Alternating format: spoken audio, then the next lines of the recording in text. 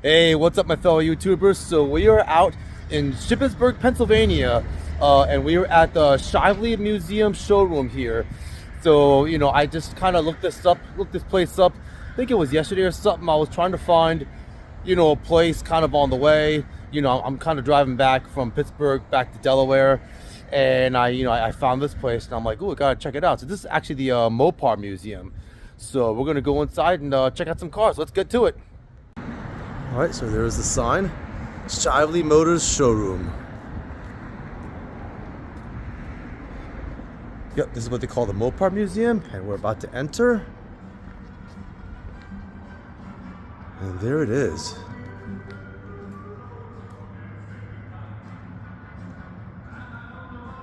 Just gonna do a quick pan over here.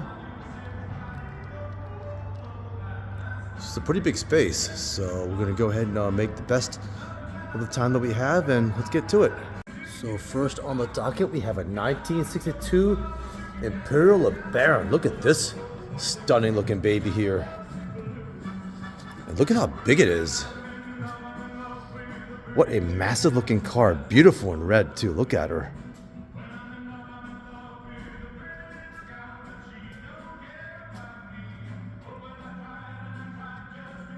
Very interesting design element there. And then right from there, we go to a 1909 Overland Model 31. Look at this. They talk about vintage. Let's go give her a nice walk around here.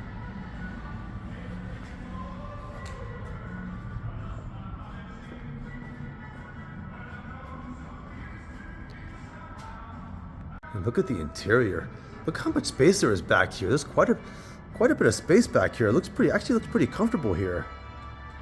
And then, oh, that is so beautiful to see. I just love these really older cars, kind of pre-World War I cars. Just beautiful. Then next, we have a 1926 Grand Brothers truck. I don't think I've ever heard of the Grand Brothers truck before. Look at that. And to the Shively staff, I greatly apologize for what I'm about to do. Hopefully I'm not breaking any rules here. I'm just gonna open this up and only get the interior. Oh, look at this. Wow, very lovely. It's just so beautiful just to see these really older, ancient interiors here. Look at that dash. Very beautiful. So again, my apologies if I wasn't allowed to do this. So I'm sorry about that. So I'm gonna go ahead and close this up. So thank you to Shively Motors for allowing me to get the footage of that. So now let's look at the back here. Yeah, again, wow, beautiful. Look at that. And then right next to that Grand Brothers truck, we have a 1967 Volkswagen Beetle. Ooh, that is beautiful. And there's a bit of significance to this that I'm going to discuss in a second here. So yeah, this is a Mopar museum, but it doesn't hurt to get the Beetle here. And this Beetle actually is kind of significant, which I'm going to discuss in a second here. So that's a beautiful color. Look at that. I like how it's parked next to that truck too. Hey everyone, so I want to talk about this Beetle real quick. So I think the reason why this is relevant is because I was actually listening to sort of a documentary about it was something called the Chrysler A-frame. So basically it was somewhere in the 50s where they were discussing how Volkswagen was gaining a foothold in the American market. It's interesting because I don't want to go off topic too much, but Volkswagen, when they were marketing to the Americas, they had to compete with the bigger cars, and they had to market themselves sort of in a self-deprecating way. So they kind of joked about themselves being smaller, being very compact, and being cheaper, and kind of being a poor man's car, and they were able to establish a foothold. Now, the advantage the Beetles had over some of the bigger Chryslers were that they were more fuel efficient and they were cheaper. So Americans took notice of this, and they jumped on that bandwagon there. So so I guess in response, so Chrysler came up with it was an A-frame vehicle, and there's sort of a kind of deeper discussion on that. But it's just interesting that this Volkswagen here did have a direct impact on Chrysler, I guess, on some of their hold on, I gotta get out my thoughts here. So sorry, I couldn't even think of the right word, right term, but I guess the Volkswagen, the prominence of the Volkswagen, had a impact on the Chrysler business scheme, and how they would counter, just how Volkswagen was being more successful and taking up more market share. So I thought it was really interesting how they had how they have a Beetle in this museum. So just wanted to point that out. And look at what we have here. 1947 Fiat 500 Topolino. This is what a beautiful, stunning car. I mean, no, it's not a Mopar, but nice to see here. Let's take a closer look at this beautiful, stunning Fiat. Oh, that is such a beautiful car. I don't think I've seen a Fiat like this before. I'm used to seeing the Fiat 500s. I've seen a lot of those, especially in Italy, but I haven't seen a Fiat like this before. This is absolutely beautiful. I love the color on it. Next, we have a 1970 Jaguar XKE Series 2. Now, I think I saw this at one of the shows I went to this weekend. I just can't remember where, but I definitely saw this. This is, wow, what a beautiful looking car. I just love the elongated hood on this. Again, not a Mopar obviously, but it's just nice to see, kind of a diverse representation of cars, in the showroom here. And I just love this color. I just love the design. So again, even though we're kind of in a Mopar museum and I kind of want to talk more about Mopars, this really is a beautiful Jaguar. Just look at the elongated hood on this car and look at the front lights. It's just kind of cool to see how different this car is shaped from its American counterparts. Whereas, the Chryslers of that time, actually around the 70s, that's kind of when they were getting kind of more into the muscle cars. But, in the 50s, 60s, they were much bigger cars. And as I was discussing, the European counterparts were just much smaller, and especially the British car here, the shape is very, very different. It probably looks a little bit sportier than the American cars that I would think that look kind of bigger and more imposing. So, but anyway, in any case, what a very beautiful looking Jaguar and a beautiful blue here. So what can I say? We're kind of jumping around all over the place here. So now we go right to a Corvette C8, and look at this thing. Look at the color scheme. Look at the brake calipers here. It's kind of funny to see a Chevrolet Corvette here when you consider, they were one of the big three. It was Chrysler, Ford, and Chevy back in the day. And it's kind of interesting that they have a Chevy showcased here in a Mopar Museum. I kind of like it, though. I kind of like how they have the, ooh, look at the back of this. Wow.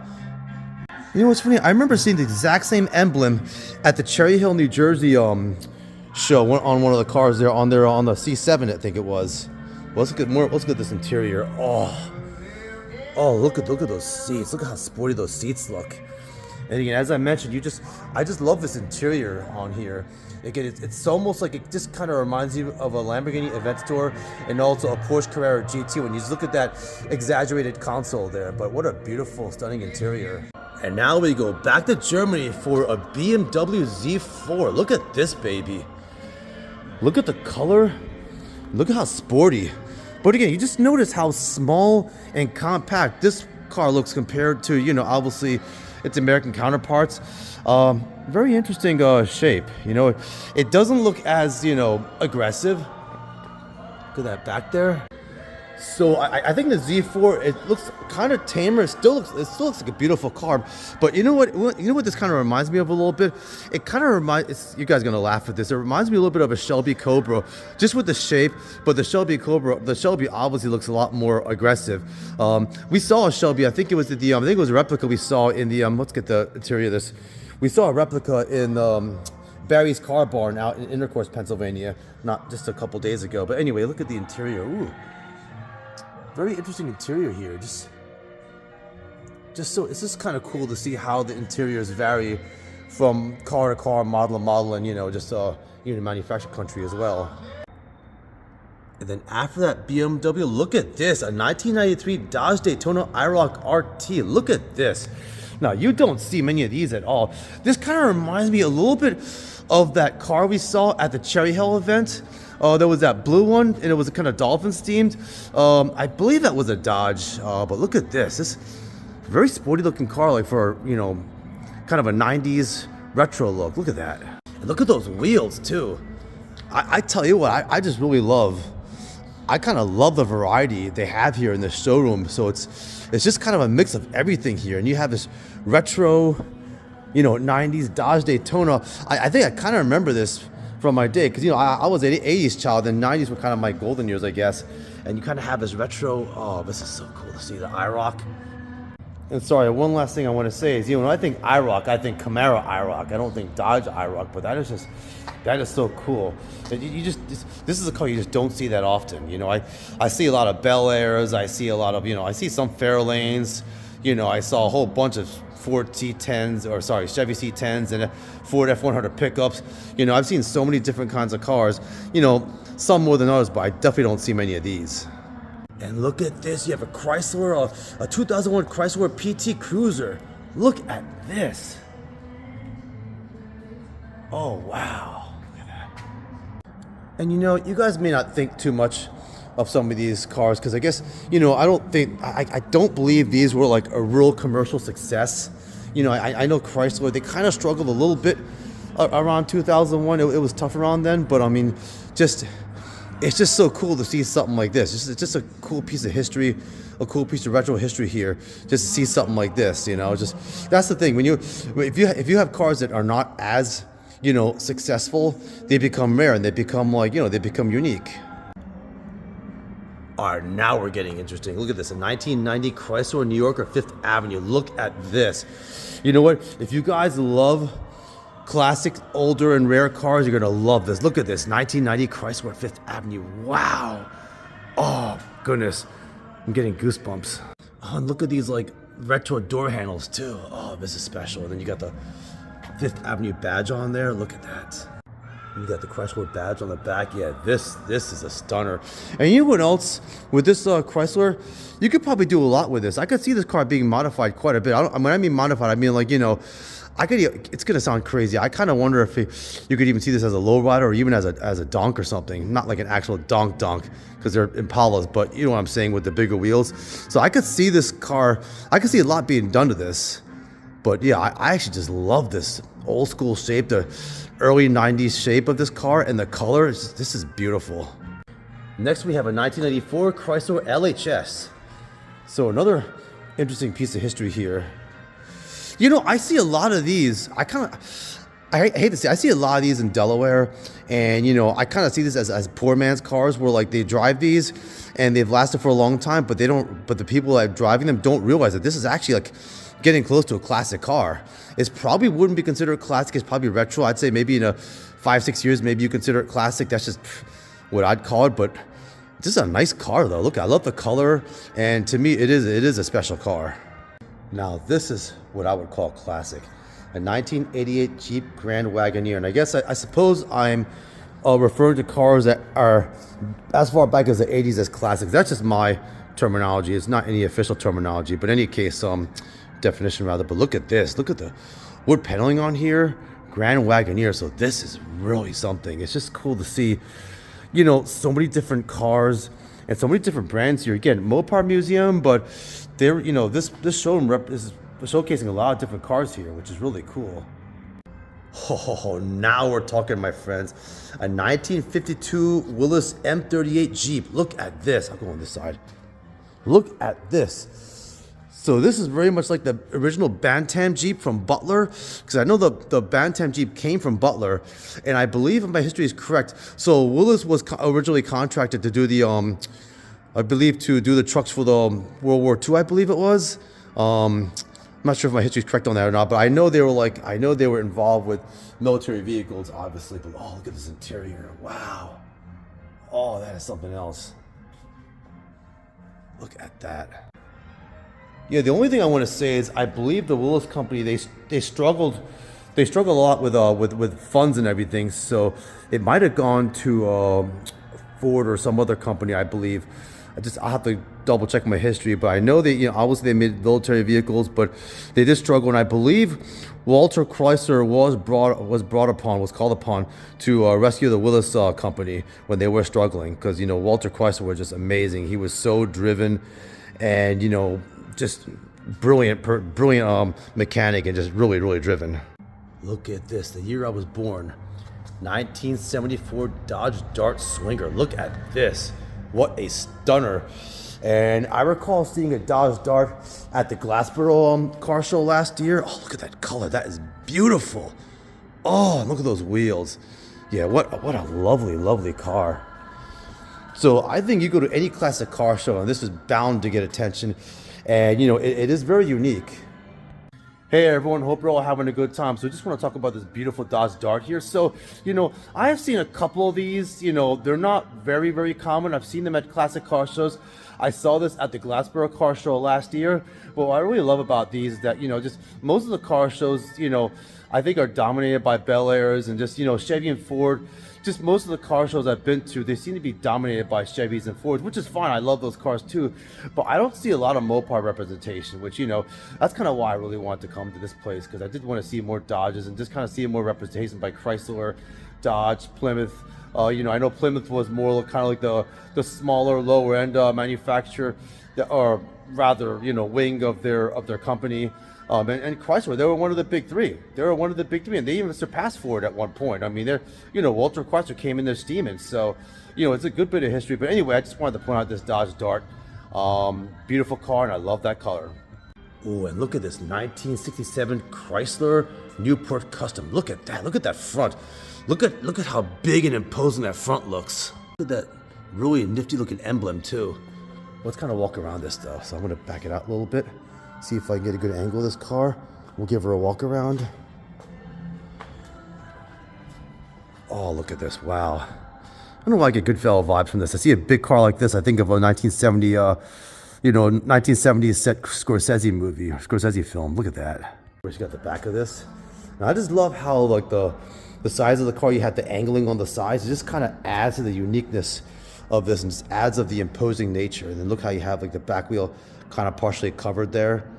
Wow, what a stunner. Yes, yes, and yes. 1966 Dodge Charger.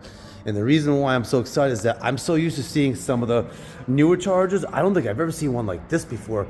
You know, you had kind of the similar shape, but it's just, this is one of the older ones I've seen. Look at that. And the V8 was a very, very big deal to your American audio manufacturers. You know, things Chevy, Ford, Charger on the Charger badge on there, but just, yeah, just so cool to see. Because I'm just used to seeing more of the Chargers like from the later 70s and then more like, you know, kind of modern Chargers. I don't think I've seen, I can't remember ever seeing actually something like this at any of the events I've been to. This specific kind of model Charger, it's just, and it has that shape too. Look at that. Oh, this is something else. Oh my goodness. 1956 Plymouth Belvedere. Look at this. Oh. And the reason why I'm so excited is because I see so many cars that look like this, but they're typically Bel Airs. So it's so exciting to see a car that has this kind of similar shape, similar styling to the Bel Air, but it's something else. It's a Belvedere. Look at this. And it's absolutely beautiful and easily matches, at least matches the beauty and presence of a Bel Air. Look at that. Oh goodness, look at those back lights. Again, I'm just so excited because I've seen so many Bel Airs, and it's just cool. It's so great to see a car very much like a Bel Air, but it's not a Chevy Bel Air. It's a freaking Plymouth Belvedere. And next, we have a 1969 Plymouth Barracuda. Look at this, my friends. Ooh, look at those. Look how stunning that looks. Now, I have seen these at other shows, not as often. Again, I just don't see as much Mopar representation. I don't know why. It's strange. It's just, everywhere I go, it's just dominated by Chevy and Ford. I just don't understand that. You know, great companies, but you know, hey, Mopar, you gotta get Mopar representation. And I just love how you have the Barracuda badge right on the front there, just distinguishing it from, you know, all the other Chevys and Fords. You know, just saying, hey, look, this is Mopar. This is not Chevy, and this is not Ford. Oh, you have the Barracuda on the back there too. And look at the back as well. Look at that. I'm gonna kind of move out here, see if I can get another angle. Oh, look at this. Yeah, I love that color too. And now, my friends, we enter the 70s. 1970 Dodge Charger 500. Oh, look at that front grille. You know, I think I saw this. I think I saw something like this at the, no, I did. I saw this at the Pitcairn, PA event, the Head Turners event. It was in a Plum Crazy. I believe this is the same car, but this was in a green. Look, look at this. Look at how different it looks from the 66. Interesting. Yeah, look at how it looks so much more like a muscle car now. Look at that imposing front. Look at the back. The Charger badge there. So yeah, I know this is kind of a different model car. So that could be the reason why. But just look at the difference between, you know, this 1970 car and this one, you know, from the late 60s. I mean, just this one kind of looks sportier, but it looks boxier. But I would argue that this Charger looks much sportier and just much more like it wants to tear up the street. And of course, you got the bigger tires too. But I just love this green. Look at that. Oh, 1970 Plymouth GTX. Look at that front there. So very different from the front grille of the Charger, where you actually have the lights showing, and it looks like the car's just staring right at you. So let's kind of move around here. Take a look at this.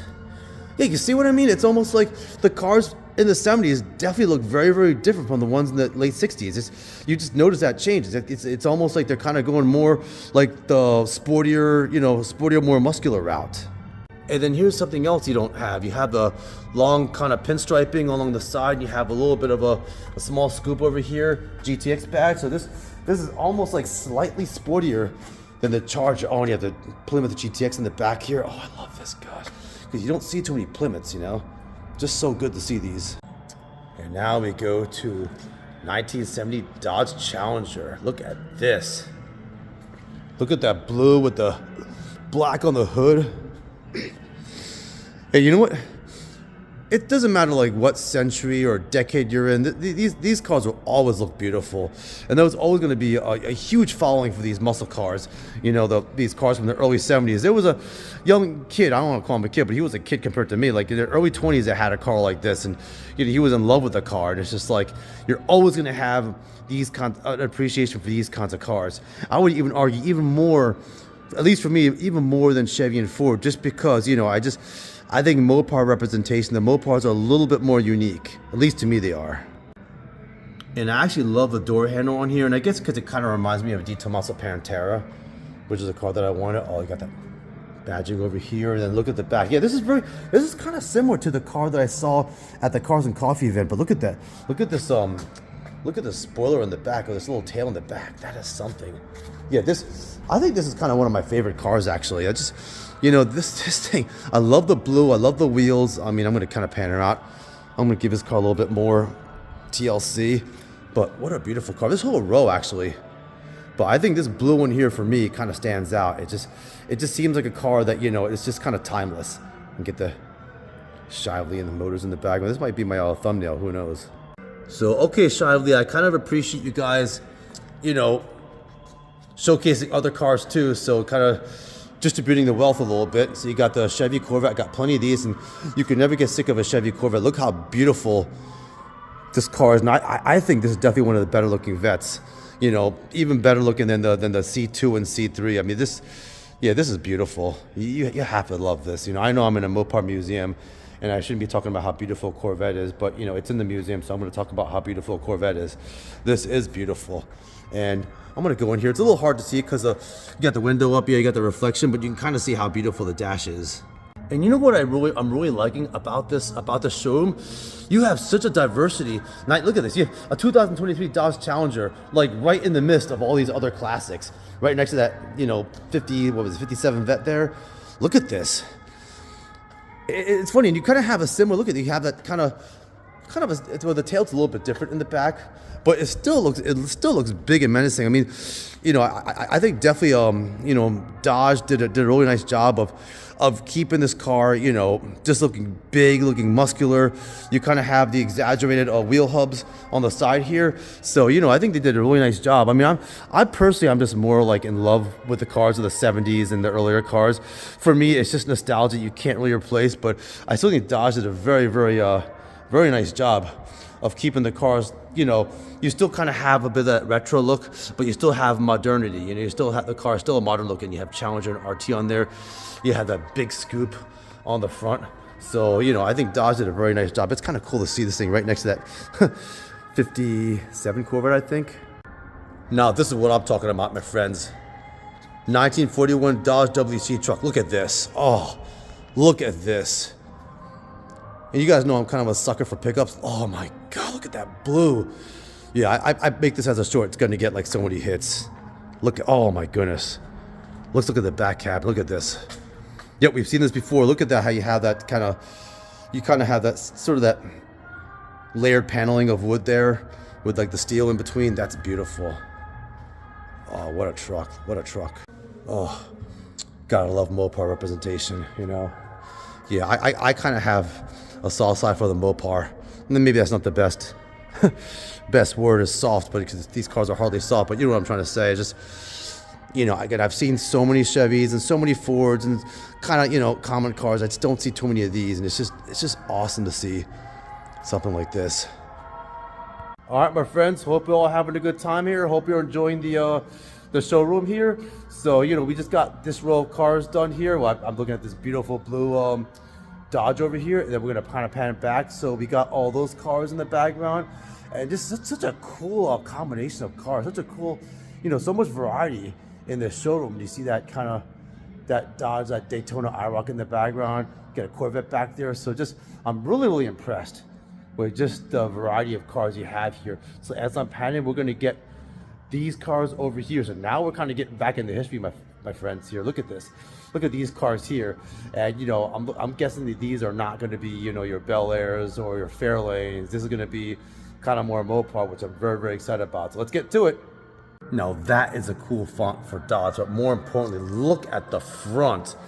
Look at the front of this 1956 Royal Lancer, Dodge Royal Lancer. Look at this. And it does have a very similar design to the Bel Air, but it is not a Bel Air, and that's what really turns me on about this. Look at this. Oh, this car looks like royalty. It says Royal back here. Look at this. Look at the badging on here. So let's just kind of get up close and personal. Look at the beautiful paneling on here. Now I really wish we could see the interiors, because the interior is beautiful. I can kind of see it. Let's look at the back here. Oh my goodness, you know, they just don't make the cars like this anymore, you know? I think all the cars of the 50s were really beautiful. I mean, the Bel Air is a beautiful car, don't get me wrong, but it's just cool to see, you know, the Mopar version of this. Look at this, look at that. Love that badging on there. And here, my friends, we have a 1955 DeSoto Fire Dome. Look at this. Oh, that's so stunning. Yeah, for me, I think the cars of the 50s look the best. It's not even close. Look at this paneling here. Oh my goodness. So I have never seen anything like this before. This is nothing at all like a Bel Air. Nothing at all. I mean, yes, there's some similarities, but I mean, the paneling is totally different. Look at how you have that paneling extending, you know, you have it kind of starting from the front here. It says Fire Dome on here. I don't know why I thought Fairlane at first, but yeah, Fire Dome on here. And then look at how it kind of spreads out around the wheel on the back. Look at this thing. You have the 8 on there. Oh, this is, wow. This might be my favorite one now. Oh, look at that. Look at that back. Hey, my YouTuber friends. So the only regret that I have is maybe not planning this trip a little better, so that maybe I can kind of get the interiors, because the interiors of these cars are absolutely beautiful, but I can't really get them. And that's kind of, I wouldn't say it's even my fault. It's just kind of, my intent is just to kind of get an overview here, so I can only get, you know, I can only do so much, especially when you plan something impromptu. But yeah, these two cars are absolutely beautiful. And, you know, I don't want to say they put the Bel Air to shame, because I'll piss off any Chevy fans there, but they definitely kind of do give the Bel Air a run for their money. These two cars are so beautiful, and I'm going to say they would steal the show from the Bel Air, and primarily because I don't think these are very common. I don't think I've seen some Dodge DeSotos at some events, but definitely not as much as I've seen Bel Airs, and these are absolutely beautiful, and the interiors are more beautiful, and I only wish I could have seen the interiors, but that's kind of, I'm sorry guys, that's my fault. If I come back to this area again, I would love to come to the museum again and see if I could talk to them if they'd let me get the interiors, because it's really worth seeing. These interiors are gorgeous. Anyway, let's keep rolling. And here we have a 1955 Imperial C69. Look at this. In a black. Ooh, oh, look at that. So you don't have the fancy, kind of the more intricate panel you have on the other cars, but the car still looks beautiful. Look at the shape of it. Look at the shape. You have the Imperial badge on here, and let's kind of pan back over here. Look at this. Look at, you have the two lights on the sides there. Look at that. You have these two sort of lights. Yeah, one and one on each side. Look at that. Very interesting. Then you have the Imperial badge back here, and then you have the badge back here. Yeah, this is very interesting. What a car. Hey everyone, hope you're enjoying the video. But I want to talk a little bit about this Imperial. So check out the back of the car. Just how the cabin kind of angles downward. So I actually saw I was watching a documentary about a car called the Chrysler Airflow. I don't know, and I don't think that car. I hate to say, I don't know the exact history, but what I do know is that the Airflow, I think it was meant to be more aerodynamic, and they actually had a video where they talked about the wind resistance and how boxier cars, the wind forms eddy currents, where the wind kind of just acts as poses greater resistance to the car's forward motion. Whereas if you have a more aerodynamic, kind of curved aerodynamic body, you're going to have less wind resistance. That's kind of engineering 101. But I believe Chrysler had an early say in that. So I just thought that was a very interesting video that I was watching. But in any case, this is a beautiful Imperial. Oh no, that is a cool looking badge, and more importantly, this is a beautiful looking 1954 Dodge Meadowbrook. I don't ever remember seeing a Meadowbrook at any car show. Oh, this is absolutely beautiful. Look at the shape. And you notice how you don't even have any of that paneling on the side. So it looks almost like one of the later Bel Airs where I believe they did away with the paneling. But look at that. All you have is just kind of that stainless steel kind of piece along the front of that. But look how beautiful this car looks in green, and look at those wheels. This has got to be one of the most beautiful looking cars I've seen. I don't think I've ever seen a Meadowbrook at any car show I've been to. And if I have, I guess I don't remember it because I've seen so many cars, but this car is gorgeous.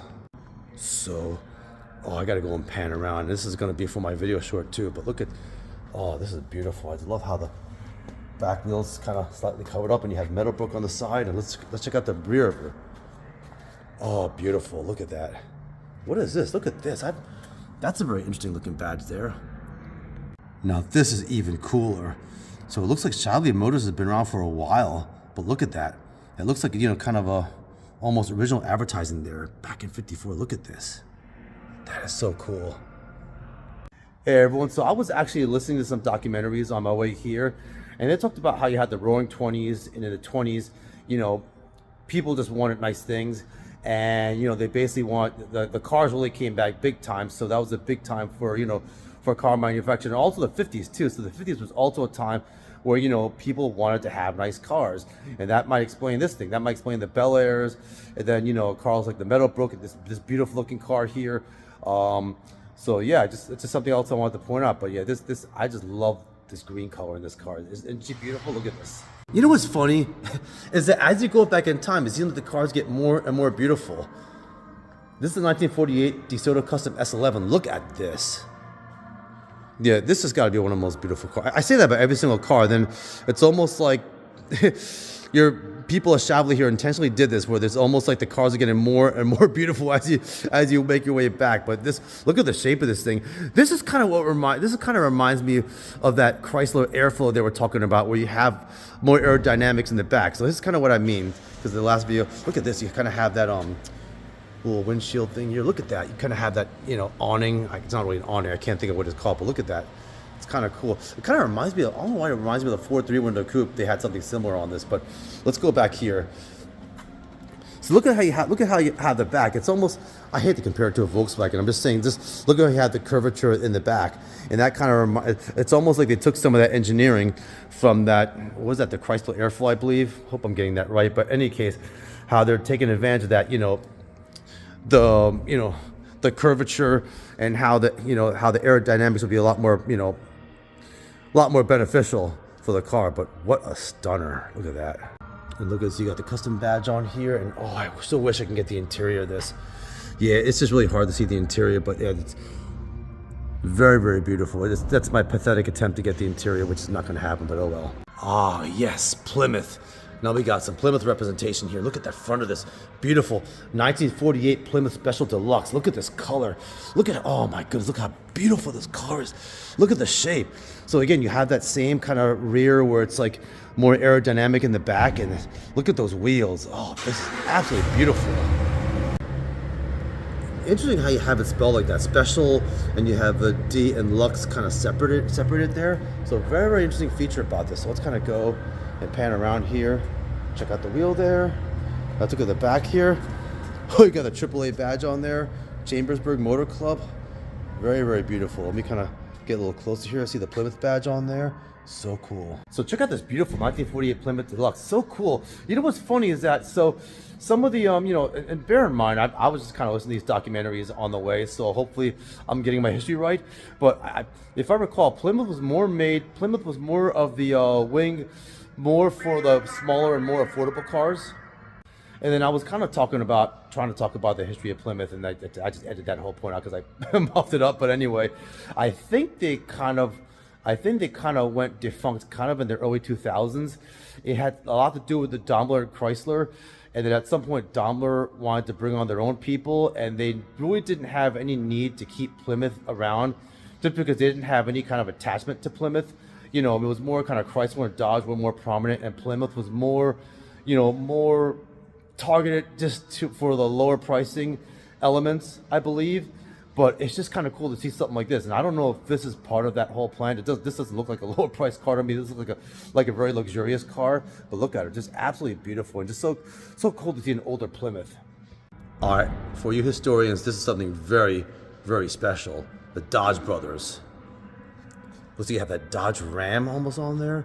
Looks like a Ram. Look at this. So this is a 1931-32 Dodge DH6 Roadster. Look at this. Oh, look at this. Wow. We got the 6 on there too. Look at that. Because I know there was a car called the Chrysler 6 that was also very significant historical, piece of work there. Look at the inside of this. Look at this. Wow. Very interesting. Look, you have the square gauges there. Look at that. Let's see if I can get close to that.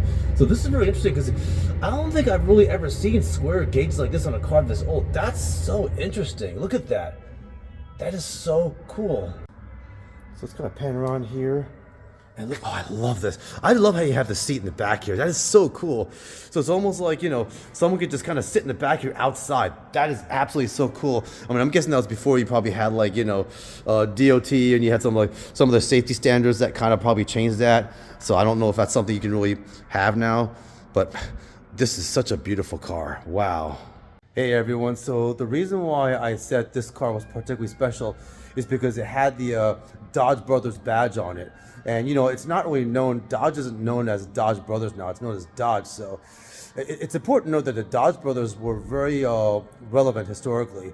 They actually worked for Ford at some point. They actually made all the Model Ts. They were very, very, they were very, very involved in actually they made the Ford cars back in the day. So basically, Ford pretty much, didn't acquire, but hired the Dodge Brothers to make their cars. So Dodge was pretty much very significant in the success of Ford back in the day. And, I guess Ford was a little bit stubborn, actually very stubborn. And, he never could really pay the Dodge Brothers on time. There was always problems with, with the payments. So basically the Dodge Brothers worked out a deal where they would get a percentage of the stocks. So after they split up and Dodge had their own company and they started becoming successful, Ford was actually paying for Dodge's success because they still had those stock options. This is kind of cool. And then also, I believe Walter Chrysler also then hired the Dodge brothers later on to make his cars. So the Dodge brothers were very, very relevant, in like the early to mid 1900s. So just a really cool bit of history there. Oh, I just love that Dodge brothers badge. It's just because, just a little that I've learned about the Dodge brothers. I say a little because, there's always a lot to learn. But oh, look at this. This is. You know what? Maybe I've seen too many mafia movies, but this also looks like kind of a car from like the Al Capone days or something. It just reminds me of something where it looks like maybe that Brian De Palma film. I thought I saw a car that looked like this, but what a start! Look at those wheels too. That is cool, my friends. Look at the wood paneling on here. I don't think I've ever seen like wooden wheels before. That is so cool. Because typically now you see like chrome, and that's more the big thing, especially with the resto mods and everything. A little hard to see the interior, but that's fine. Whatever. So look at these vintage door handles too. Look at this. Oh, I just love those wheels. And look at the back of this. Oh, this is so cool. So, we have these two like 1930s cars next to each other from the Dodge brothers, which is very, very historically special, but you got a Plymouth Plower right next to it. A 2001 Plymouth Plower. Remember this? Oh, look at this thing. Stunner. Look at the badge. I actually forgot just how stunning the front of this car looks. Look at those lights. Look at the lights on this thing. Let me back out. Look at this thing. Look at the front of this. This is a very menacing and sporty looking front, but what a cool looking car. You got those old school door handles. Look at those wheels. So this car has 253 horsepower. So it's a pretty potent car. I think it's got a 6-cylinder, if I read that correct. So I'm going to kind of pan around here. Look at the back of it. So this is a pretty quick little car. 253 horsepower, and this car, which doesn't look too big, I would think this car has quite a bit of pickup.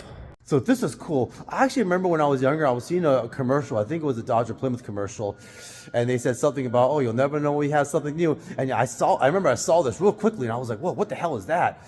So I remember that commercial from I think somewhere like the early to late 90s. So I think they came out with this car before 2001. I don't know exactly, but and I heard on one of the documentaries it really wasn't a success. It just, it came out a little bit, but you just, I guess I can say it wasn't because you don't see too many of these, but it's unfortunate because this is a beautiful looking car and it's something that you really have to see in person to appreciate, especially in front of this thing. So I don't think it's necessarily a bad thing when you have a car idea, and when it doesn't become a commercial success because it makes the car more unique. Now I would guarantee you bring something like this to a car show, you're going to get a lot of attention because a lot of people I think don't even know what a Prowler is. I mean, I do because I remember when it came out. But this is beautiful. I just love the front of this car, and this is gorgeous. I actually would love to pull up in this at the Jersey store and see what kind of comments I get. Beautiful car. So my coworker friend is probably going to kill me for what I'm about to say, but look at these beautiful lights on what I thought was a Corvette. That's what he's going to kill me for, but it's actually a Dodge Viper, 2004 Viper. So in my defense, those front lights do look like Corvette lights, but yeah, this is a Dodge Viper. Look at this. Wow, what a cool looking car. Look at that. Those wheels and those great calipers. And I remember when the Viper came out, it was really a big deal. And the car kind of was ahead of its time. I mean, even now, this car looks so aggressive. Like when you see a Viper on the road, you know it's not a Corvette. It just looks too aggressive to be a Corvette. Just look at the back here. Yeah, it's just a cool and aggressive looking car. I just want to get this scoop over here. So look at the size. Look at the size of this scoop over here. Look at how big that is. So again, I just think this car really was ahead of its time, and it was. I remember like just that much horsepower, at least in the 90s. I think it was around 400 horsepower in the 90s. I can't recall, but in any case, this car had a lot more horsepower than its competitors, and it really did throw a throw a curveball at Corvette in terms of being competitive. But yeah, what a nice looking Viper. Oh my goodness, I'm getting nostalgia vibes all over. 1989 Chrysler LeBaron GT. I remember this. And I remember this kind of being marketed kind of as a more luxurious kind of car. But it looks beautiful in white with the white top and the white wheels. Look at it. Look at these wheels, and I kind of remember this Turbo GT. So I kind of do remember this. Look at these old door handles. Look at this. Oh my goodness. Chrysler LeBaron. Yes, I absolutely remember this car. Oh, it's just so cool to see something just, at least from my past. Look at this. You have a Maserati badge on here. So you have a 1991 Chrysler TC Maserati. Look at this. Yes, this is built in Italy by Maserati. Look at this. I did not know. This is one bit of history I certainly did not know. It's kind of... Oh, look at these wheels. Look at the gold wheels on there. And then we're going to go and pan around here. Door handles. Look at that. And then we got the back of this thing. Oh, yes. It's got the Chrysler badge on it. Or no, Maserati badge. It's got that pentagon, but it's got the Maserati badge on it. Look at that. And you got Chrysler's TC by Maserati. Wow. So check this out, my friends. This is really, really special. This is a Chrysler TC by Maserati. So between the years of 1989 and 1991, they produced 7,300 of these cars. And it was an effort basically to, take some of the elements of Chrysler and Maserati and make a car out of it. And yeah, it got some criticism, but this is something very unique, very rare, and very, very special. I have to tell you guys, this place is so cool. So, before we wrap up, I'm gonna go and just kind of do a general pan. So you have Chrysler represented over there, Shively Motors. So I'm just gonna do a general walkthrough, just so you guys get an idea of the showroom. So this whole row is really cool because you got the Prowler, you got the Dodge Brothers cars here, then you got have like those cars from the late 40s, early 50s that kind of have the Bel Air vibes on them. And I hate just to keep saying Bel Air, Bel Air. I mean, I guess that was the first car that I looked at where I started to fall in love with classics. But just look at these; these are beautiful. And then we got Chrysler on the wall over there. So this is just a cool, really cool showroom that you guys have to check out. So I'm just kind of doing a general walk around. I'm going to stop over here and just kind of do a pan over here like that. All right, I'll keep panning just so you have an idea of how big this whole area is. So we got all these cars, and I'm just gonna keep walking here. So now we're kind of going more towards the late 60s, early 70s over here. And you got that Corvette over there. Got that beautiful green Charger. Got Dodge and Jeep in the background. It's just kind of cool how all these companies are linked. Their histories are linked,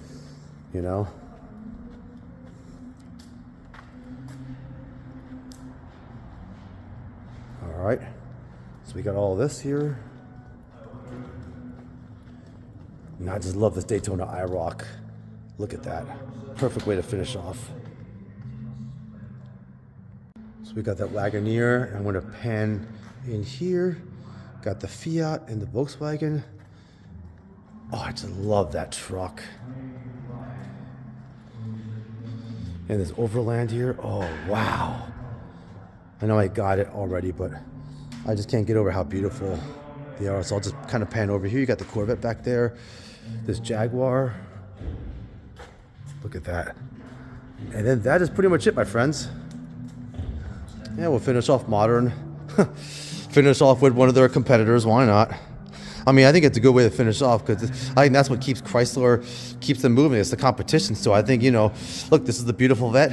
And, basically Chrysler dies. They got to keep on making good cars, keep Mopar representation up because, there's always going to be competition. So I think it's a good way to finish off here. All right, everybody. So that concludes the tour and video of the Mopar Museum. I hope you enjoyed it. I do apologize if, my history, it wasn't 100% accurate. Bear in mind that, I was just kind of going from memory of some of the documentaries I was listening to. But yeah, the Chrysler history is very, very fascinating because, I think what really fascinates me about the Mopar history is that there's just, so many different elements to it. You have Chrysler, that's pretty much, you have the Walter Chrysler. Learning about the history of Walter Chrysler was very, very interesting. I mean, a very, very different person. Engineering genius, mechanical genius. And then you have the Dodge Brothers, you have Plymouth, and then you have, how Chrysler had to pretty much adapt to Volkswagen and come up with the A-frame. There's just so much history with Mopar in general that, it's certainly worth learning about, and I want to learn about more. And I think also what really excites me a lot is just seeing so many of the cars that, that were so much very similar to the Bel Air, that car that I kind of fell in love with and got me into classics that, arguably might even look even better than a Bel Air. But, just a great, great place to go to. I think it's the perfect size. You have the perfect amount of cars in here too, because you have just enough cars where you can spend just enough time here, especially if you're kind of making a trip. I'm trying to get back to Delaware now. So, it's not like I have to spend like multiple days here. So in any case, I'm going to rest my arm now because my arm's getting a little tired. All right, so just continuing with the wrap up. So basically, this is called Shively Motors Mopar Museum. I think I'm getting that right. In any case, if you Google them, Shively Motors, they'll come up. They're located in Shippensburg. One other thing I want to say was kind of funny coming out here because I was driving on the turnpike and I'm trying to get to Shively Motors, and it took me off. I think it was the Willow Hill exit, and I'm like driving around. I'm like, where in the heck am I? I'm like pretty much in the sticks. So I'm thinking, am I going the right way? Is this place like really out in the middle of nowhere? But it's kind of where Shippensburg is. So Shippensburg is like, I think it's a little bit south of the turnpike, I believe. But in any case, yeah, if you're coming off like the turnpike, it might be a little bit scary because you're coming off, like where the hell is it? It's actually a very beautiful drive. It's actually a gorgeous drive, but it's scary in the sense that you just kind of think, okay, where exactly is this place? But in any case, okay, gonna rest my arm again. switching arms now. But anyway, yeah, so it's called the Shively Mopar Museum. Anyway, point is, it's absolutely worth coming out here. I think you guys definitely have to come out and check this place out. My only regret is, you know, I kind of did want to spend more time here and read about the history, but again, I'm just kind of doing an overview, and this is kind of in the midst of a trip back home. But anyway, yeah, the Shively Motors Mopar Museum, you can Google them. They have so many beautiful cars here that you have to come check out. But in any case, all right, I'm going to go wrap it up now. My name is Pasquini. I provide car content. I cover exotics, classics, customs, all kinds of cars. So hey, if you all like the content, go ahead, hit like and subscribe, and we'll see you next time.